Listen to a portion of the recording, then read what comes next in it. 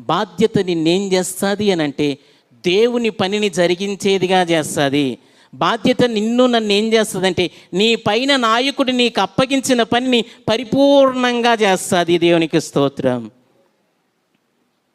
ఈరోజు మనకి సంఘం పట్ల బాధ్యత ఉంది, నశించిపోతున్న ఆత్మల పట్ల బాధ్యత ఉంది.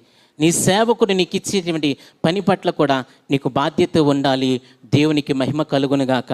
నన్ను అడిగితే నేనేమంటాను తెలుసా, నీలాంటి ఆత్మీయుల్ని నువ్వు ఇద్దరిని తయారు చేయాలి. నువ్వు బాధ్యత కలిగిన వ్యక్తివే. నేను బాధ్యత లేదు అని నేను అనట్లేదు. నువ్వు బాధ్యత కలిగిన వ్యక్తివే.